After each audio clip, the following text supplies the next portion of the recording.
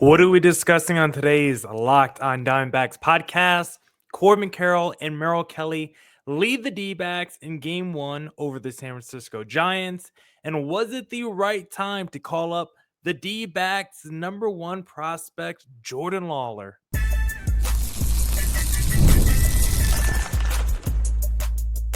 You are Locked on Diamondbacks, your daily Arizona Diamondbacks podcast, part of the Locked on Podcast Network, your team every day.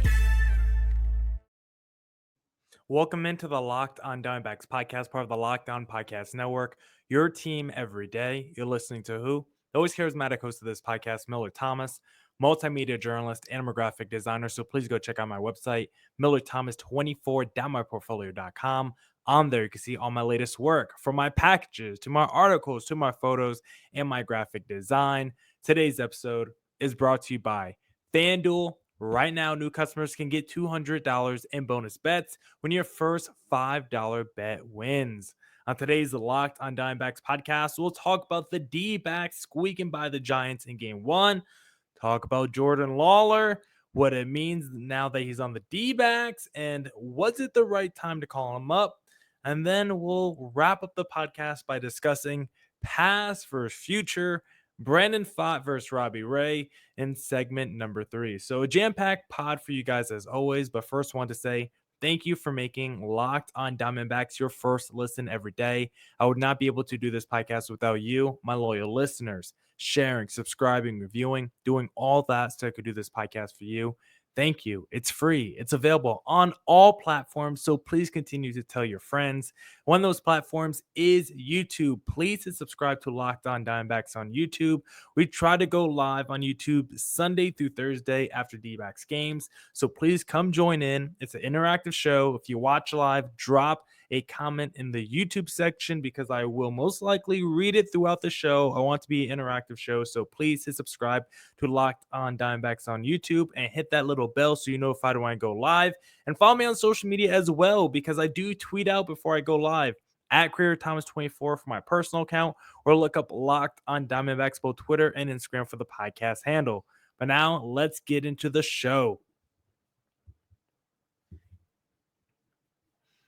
All right, let's talk about D-backs versus Giants because there was pretty much 3 big stars as to why the D-backs won Game 1 against the Giants. Corbin Carroll, Merrill Kelly, and Lourdes Gurriel were the 3 stars of the game. Merrill Kelly continues to dominate.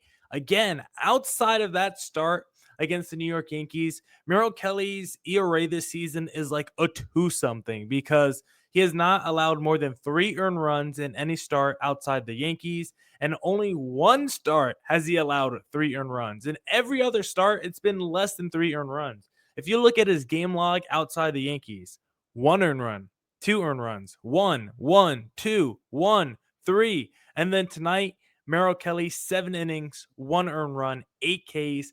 Yes, did he give up some hits? Was there some contact? Did he run into some traffic on the bases? Yes, Merrill Kelly did, but it did not matter because he was cooking against the Giants. And anytime there was a little bit of trouble, anytime there was a jam on the bases, I never felt worried. I always felt like Merrill Kelly was going to find a way to get out of it. And if you looked at Merrill Kelly's face, I felt like he had that unnerving confidence once again. Early in the season, it felt like there was a few shaky performances, right? From Merrill Kelly. It felt like with his command, it felt like he always didn't have it with his fastball. And when you looked at his face, I didn't always see that confidence that we know Merrill Kelly can have. I thought he was shaky at times to begin the season. Even though the game log was still fine, I thought you could just watch him and see he wasn't fully there. But over his last 5 or 6 starts, I think he's been completely locked in. You saw him coming off the mound in the 7th inning, spitting on the ground. Like it was that Merrill Kelly where you know he's got that dog in him, and he was completely locked in tonight. So perfect game by Merrill Kelly.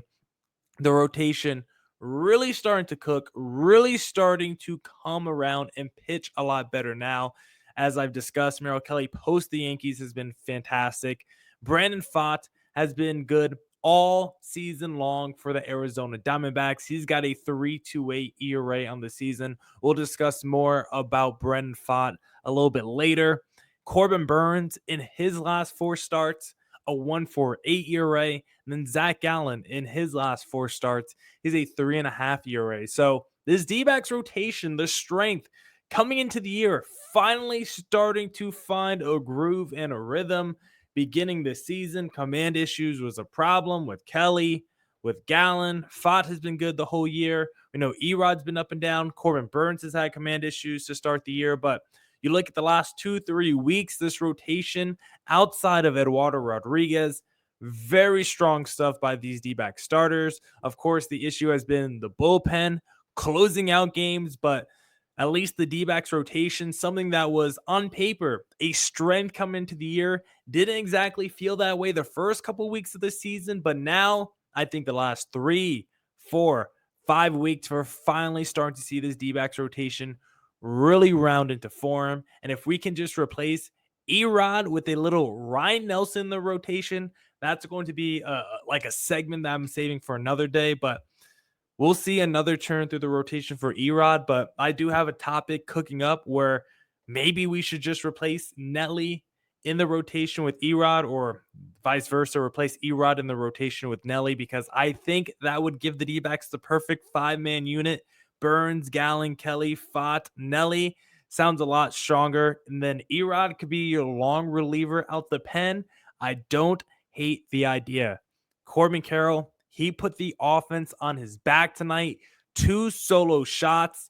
He is now second in the National League in home runs. Most insane thing when looking at the slash line for Corbin Carroll, a 609 slug. Absolutely insane. Home run, 108.8 miles per hour, 419 feet. Home run in 25 of the 30 ballparks. That was his second home run of the night. Smash off the bat. The first home run of the night, 381 feet, still home run in 21 of the 30 ballparks, 103 miles per hour off the bat. I mean, if anything over 100, it's pretty hard to hit. So the 2 balls by Corbin Carroll tonight absolutely crushed. Maybe the distance wasn't super far on the first one, but opposite field power. Corbin Carroll has been displaying the insane power from his small stature all season long and just continues to show that last season was a sophomore slump, and the guy that we saw in 2023 when Rookie of the Year finished top 5 in MVP voting, that's the guy that Corbin Carroll is. If he can continue the season he's having, he is going to have nearly 40 home runs. The thing I want to see Corbin Carroll fix is the speed, because for some reason it feels like he keeps getting thrown out whenever he tries to steal a base. So I want to see the speed and the steals pick up for Corbin Carroll. Lourdes Gurriel, we can't overlook him. The catch he had in the 8th inning saved the game. Truly acrobatic, truly heroic what he did in that inning. So I don't want to overlook him, because those were the 3 stars of the game in this one. Shelby Miller had a brief scare with the Willie Adames, but he got the job done. I would nominate him to be the D-backs closer going forward with J Mart out. He took care of business in game number 1. D-backs took care of business in game number 1. The offense, yes, non-existent. We want to see that get better, but thankfully the Giants offense has also been in a little bit of a rut now as well. Big series, of course, against San Fran. Just came off a big series against the LA Dodgers. You got this series split there. Should have taken 3 out of 4. You start game 1 against the Giants with a W. Let's go get the series win. We'll see if our offense can pick it up in game number 2. And maybe a little Jordan Lawlar can be the catalyst for the offense in game number 2. And we'll discuss Jordan Lawlar more in segment number 2.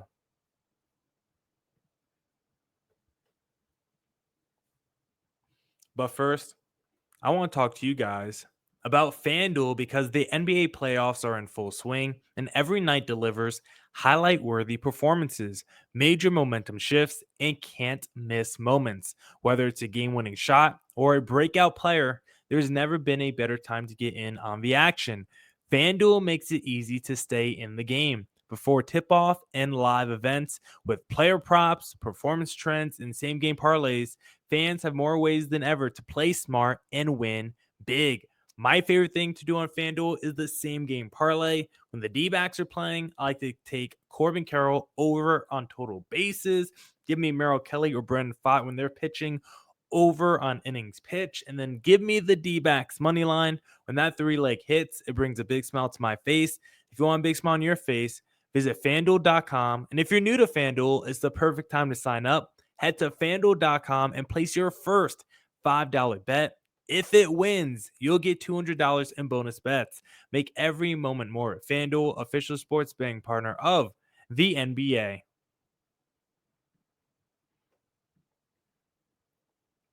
All right, back here on the Locked on Diamondbacks podcast. Let's talk about Jordan Lawlar. And if it was the right time for the D-backs to call up Jordan Lawlar, because MLB.com just redid their rankings. Jordan Lawlar shot up to number 4 in the rankings among the top 100 players in Major League Baseball. This is a premier prospect the D-backs are calling up, a true building block for the organization.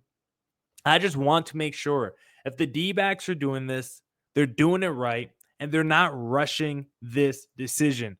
Jordan Lawlar is part of the future, the present. He's everything. And if you're calling him up, you have to be confident in your plan to get him reps and to develop him as much as possible on the major league level. Right now, the D-backs are talking about getting Jordan Lawlar 3 to 4 starts a week on the big league level. He's going to be going in and out defensively, playing shortstop, second base, third base, and DH, of course, just playing all over the diamond on the infield and getting as many reps as possible when he's platooning. Very curious to see how the D-backs set that up, because who is going to be sitting if Jordan Lawlar is playing?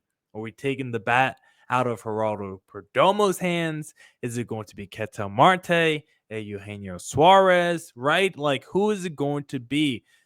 Suarez feels like the odd man out just among that group, but still a home run threat that you have to respect. Like, Suarez had a 4 home run game not that long ago. So it's hard to sit that guy, right? It's hard to justify. He still has a 500 slug. He's still a guy who is like top 3, top 4 in home runs in the National League. Like, he's still someone, when he has that stick in his hands, you have to respect, because as he talks about, he had that, which game? It was like the game like 2 days ago. The broadcast had him on. It was after his home run. And he was like, I'm a fastball hitter. I'm waiting for the fastball. He's like, as long as I don't get beat by the fastball, that's all that matters. And so he knows he has power. He talked about in the interview. He's like, I know I got power. As long as I put a good swing on it, I trust my mechanics. If it's a fastball, I know I can hit it far. And that's what Suarez does. He's a fast ball killer. And so it's hard to justify sitting Suarez as well. And then where does that leave a guy like Randall Grichuk? Is he now just like bench fodder? Like, when does he play if he doesn't even get to play when a guy like Lourdes Gurriel is struggling? Lourdes Gurriel is struggling, right? I want Jordan Lawlar on the big league level. I want to see this guy. This is someone that is so enticing with his style of play. He's flashy. He's fun. He's got some speed. He's got some pop. He's got a glove. He's the kind of guy that is entertaining to watch, and he's damn good. It's super exciting to see Jordan Lawlar on the major league level. Like, I don't want to poo-poo the D-backs calling him up. He's clearly an upgrade over Garrett Hampson or whatever backup infielder you would try. Like, that's clearly obvious. But at the same time, I don't want to see just like our best players sitting for Jordan Lawlar. It's going to be hard to justify sitting Ketel Marte.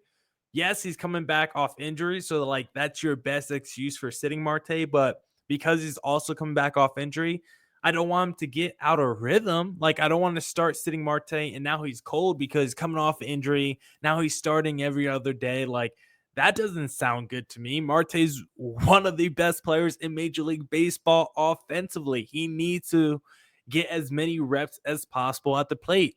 Geraldo Perdomo, his plate discipline, his defense, like I always say, no one's plate discipline is more important to what this D-backs lineup does than Perdomo's. The way he sees the strike zone, the way he gets on base, the way he never strikes out. He is like baby Juan Soto, Luis Ariz. He's in that mold of player of guys with just elite awareness of the strike zone.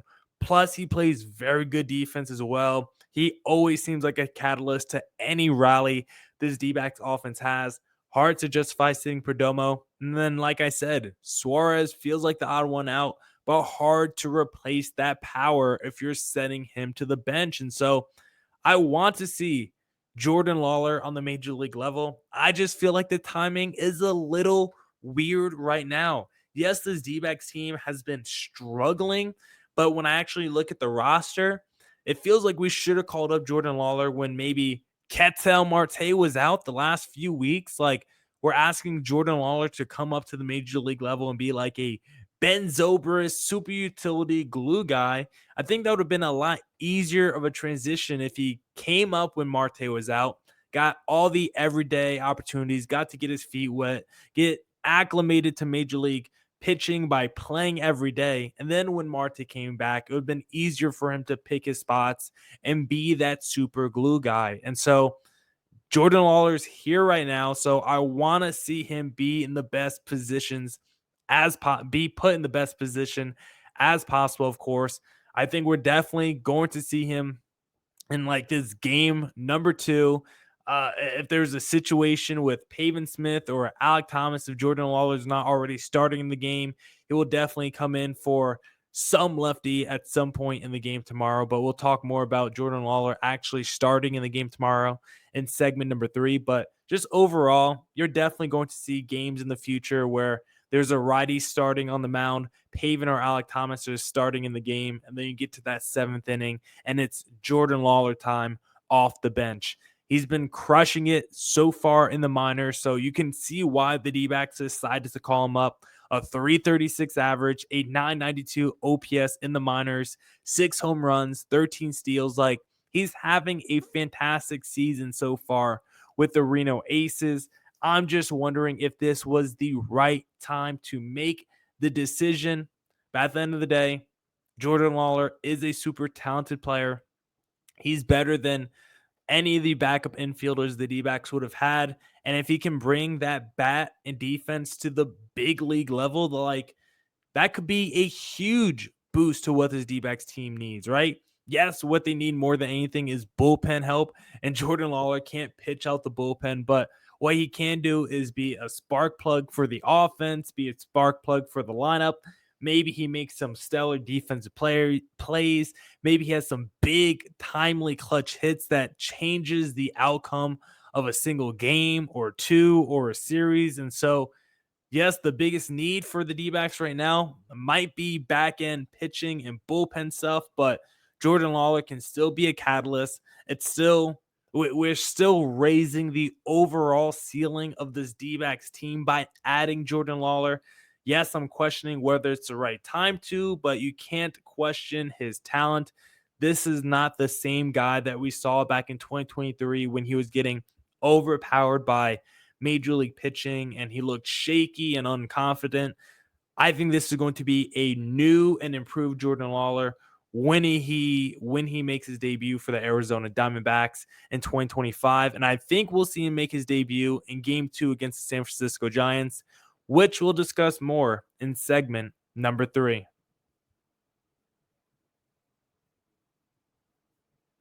But first, a little word from our sponsor. And if you're looking to buy tickets to an upcoming sport or an event, then the best place to do that, of course, is going to be Game Times, because Game Time is the best place for last minute deals on sports, concerts, comedy, theater, and more. They have this feature called all-in pricing. When you toggle this feature on, it shows you your total cost up front with no surprise fees at checkout. You could get a panoramic view from your seat before you buy. They also have the lowest price guarantee, or Game Time will credit you 110% of the difference.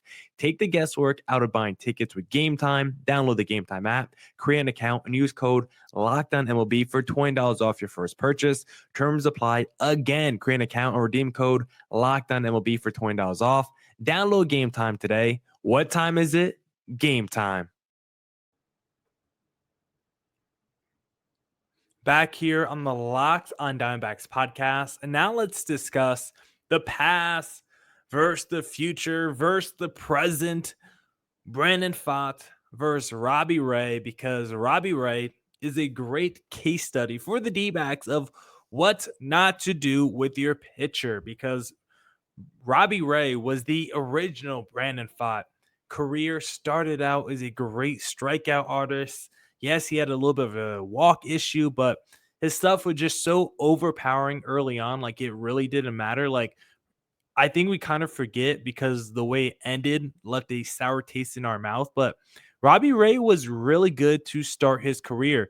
2015, his first real big season in the major leagues, 127 innings pitched, 3.5 ERA. Next season, he struggled to a 4.9. But in 2017, all-star team, 2.89 ERA, 162 innings pitched, and led the league in strikeouts per nine. It felt like the D-backs found themselves another frontline starter in Robbie Ray. As the next couple years went on, the strikeout rate stayed the same, but the command issues really crept in. The walk rate got worse. Then he started to become a 3-2 outcome guy as the home run rate really got bad that final season with the D-backs as well. And he ended up leaving Arizona. We traded him away, and he has turned into a pretty good starter. Not just a good starter, he has turned into a Cy Young Award winner since leaving Arizona. And that is kind of the worst case scenario if that happened to Brandon Pfaadt.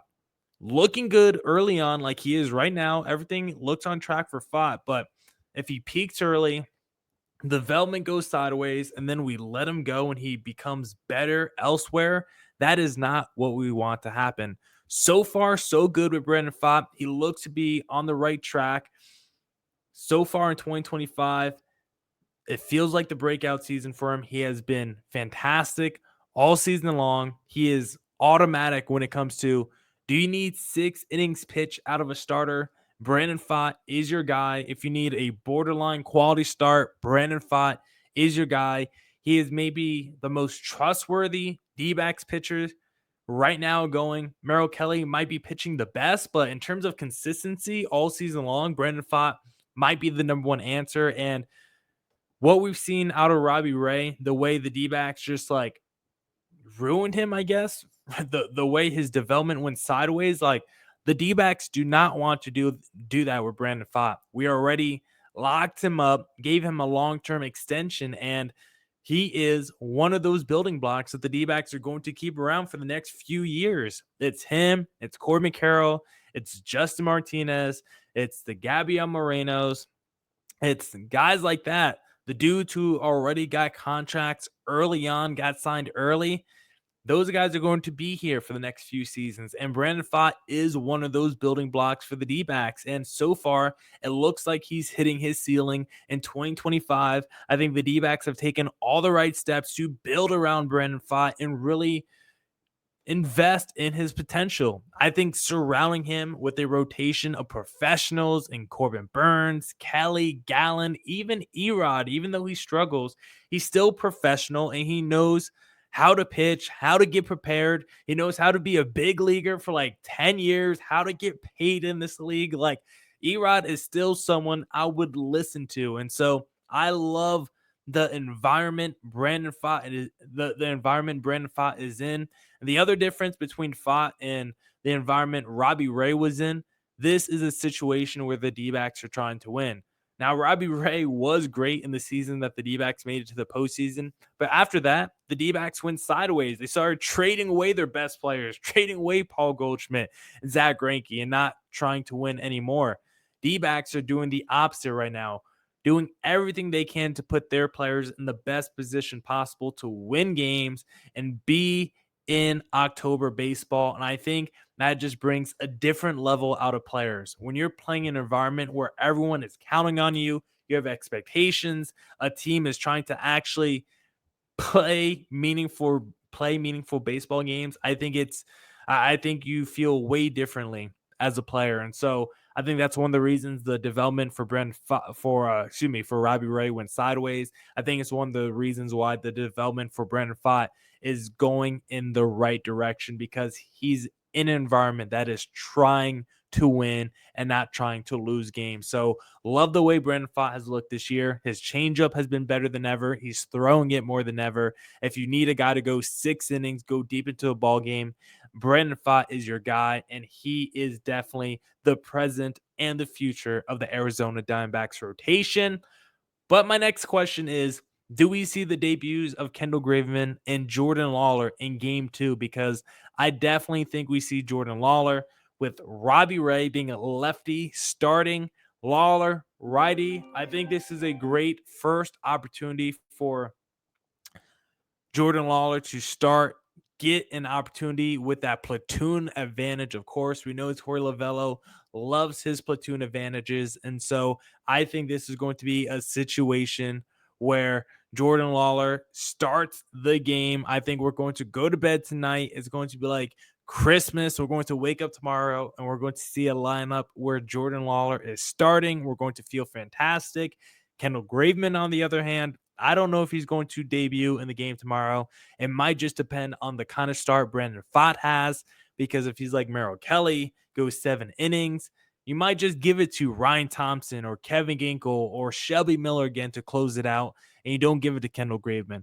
Torey Lovullo has discussed not putting Kendall Graveman immediately in a high leverage moment or situation. So I think we're going to take it easy with Graveman and just ease him back into the regular season since he's coming back off injury. But I definitely expect Jordan Lawlar to make his debut in game 2 for the Arizona Diamondbacks.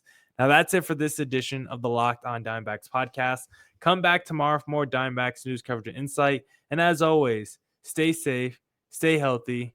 Doses.